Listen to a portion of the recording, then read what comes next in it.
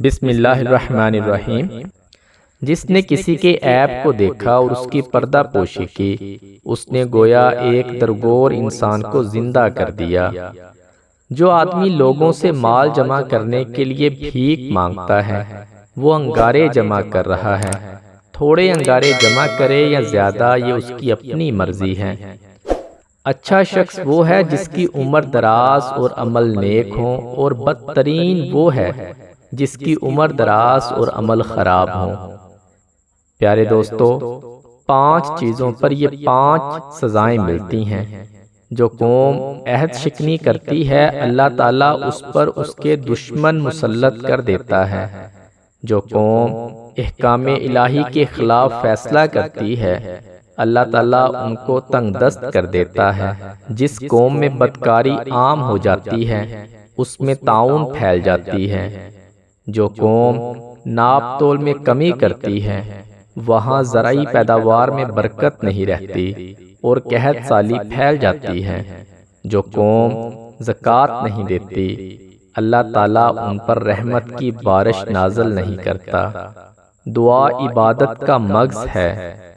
جو شخص نرمی کی صفت سے محروم کر دیا گیا، وہ سارے خیر سے محروم کیا گیا۔ جب کسی فاسق آدمی کی تعریف کی جاتی ہے تو عرش اعظم کانپ اٹھتا ہے۔ بے شک بعض اشعار میں دانائی کی بات اور بعض تقریروں میں جادو کا سا اثر ہوتا ہے۔ مومن کی فراست سے بچو، کیونکہ وہ اللہ کے نور سے دیکھتا ہے۔ اللہ تعالیٰ جمیل ہے اور جمال کو پسند فرماتا ہے۔ صبر وہ ہے جو مصیبت کی پہلی ٹھوکر لگنے پر کیا جاتا ہے۔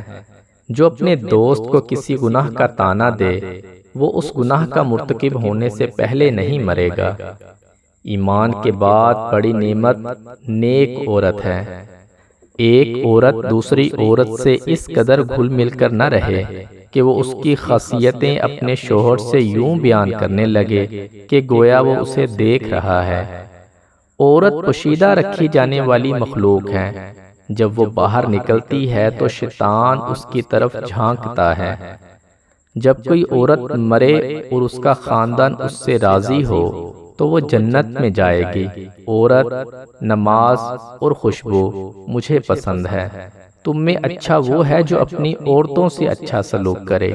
ایماندار آدمی اپنی بیوی سے ناراض نہ رہا کرے، کیونکہ اگر اس کی کوئی عادت اسے ناپسند ہو تو کوئی قابل پسند بھی ہوگی۔ اگر میں حکم دیتا کہ کوئی کسی کو سجدہ کرے تو بیوی کو حکم دیتا کہ وہ اپنے خاوند کو سجدہ کرے۔ عورت کی عزت شریف الطبع لوگ ہی کرتے ہیں، اور اس کی اہانت کمینے لوگوں کے سوا کوئی نہیں کرتا۔ برے دوستوں سے بچو، کیونکہ وہ تمہارا تعارف بن جاتے ہیں۔